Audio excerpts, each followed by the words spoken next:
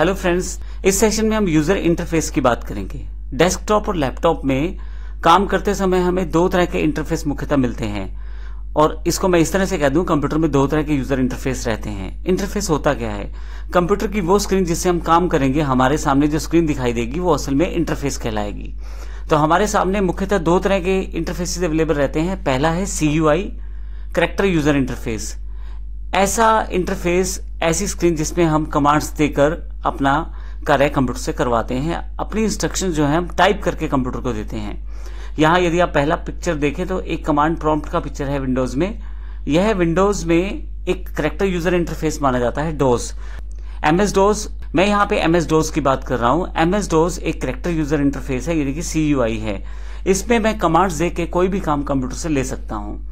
दूसरा इंटरफेस जो है वो ग्राफिकल यूजर इंटरफेस है, जिसमें हमारे पास आइकॉन्स या फोटोज या पिक्चर्स या शॉर्टकट्स या स्क्रीन या डेस्कटॉप के रूप में हमारे सामने काफी सारे ऑप्शंस रहते हैं। मुझे कोई भी काम लेने के लिए इनको प्रेस करना है, क्लिक करना है या होल्ड करना है। और यदि आप इसको इस तरह से समझे कि ग्राफिकल यूजर इंटरफेस जो विंडोज है वो हमारा एक ग्राफिकल यूजर इंटरफेस है, जबकि डोज जो है, अगर आपने डोज पे काम किया हुआ है तो डोज एक CUI यानी कि कैरेक्टर यूजर इंटरफेस है। मैं फिर से बताता हूं, कैरेक्टर यूजर इंटरफेस, इसमें इनपुट यूजर द्वारा दिए जाने वाले इंस्ट्रक्शन, कमांड या कैरेक्टर को कीबोर्ड द्वारा टाइप करके हमें देना है। डोज या CUI एग्जांपल्स हैं जो कमांड्स और इंस्ट्रक्शंस को हम लोग टाइप करके कंप्यूटर को देते हैं।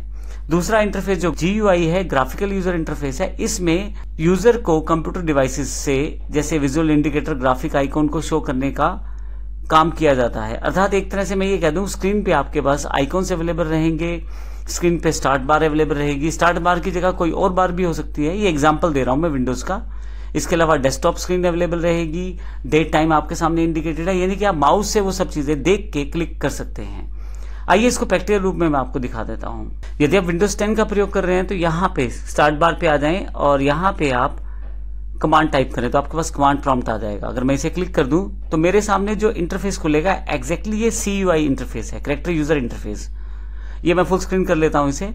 यहाँ पे एक्चुअली कमांड देकर मुझे कोई भी काम लेना है कंप्यूटर से, तो ये कमांड्स मैं कीबोर्ड के जरिए इसे दे सकता हूं। जैसे एग्जाम्पल मैं यहाँ CD ... करता हूं तो एक स्टेप बैक डायरेक्टरी आ जाएगी। तो इस तरह से मैं अगर CD करता हूं, असल में डायरेक्टरी का मतलब यहाँ फोल्डर से है, तो ये करता हूं तो फिर से मैं एक अलग फोल्डर में आ जाता हूं। तो मुझे फोल्डर में जाने के लिए कमांड्स का प्रयोग करना पड़ा है, CD ... उस फोल्डर से बाहर आने के लिए और CD फिर से उस फोल्डर में जाने के लिए। CD का फुल फॉर्म होता है चेंज डायरेक्टरी। तो ये एक CUI यानी कि कमांड यूजर इंटरफेस का एग्जाम्पल है। ये MS DOS है जो मैंने प्रयोग किया है एग्जाम्पल के लिए। इसके अलावा यदि आप, मैं इसे हटा देता हूं स्क्रीन से मिनिमाइज करके, मेरे पास यहाँ पे डेस्कटॉप की स्क्रीन अवेलेबल है। ये जो है मेरे पास GUI है, यानी कि ग्राफिकल यूजर इंटरफेस। इसमें हर चीज अगर आप देखें तो आइकॉन्स में अवेलेबल है। माउस लेके जाएंगे तो पता रहेगा कि आपके पास कौन सा आइकॉन यहाँ पे है। नीचे की तरफ यहाँ पे स्टार्ट बार दी गई है, डेट टाइम दिया गया है, पीछे बैकग्राउंड में एक वॉलपेपर सेट है। तो ये एक ग्राफिकल यूजर इंटरफेस का एग्जाम्पल है जिसमें मैं माउस के साथ देख कर, क्लिक करके अपना काम ले सकता हूं, जबकि CUI में आपके पास कीबोर्ड ही अवेलेबल रहता है कमांड देने के लिए। तो दोनों में ये डिफरेंस है।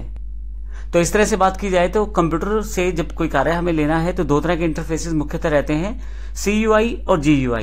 मैं आपको ये भी बता दूं, CUI यानी कि कैरेक्टर यूजर इंटरफेस इस समय ज्यादा प्रचलन में नहीं है। बहुत कम लोगों द्वारा या बहुत कम डेवलपर्स द्वारा ही इनका प्रयोग किया जाता है। सभी तरफ यदि आप देखें तो ग्राफिकल यूजर इंटरफेस का ही प्रयोग किया जाता है। अब अगले सेशन में हम फिर से देखेंगे मुख्य ऑपरेटिंग सिस्टम कौन से हैं और कौन कौन सी कंपनी ने इन्हें बनाया है। धन्यवाद।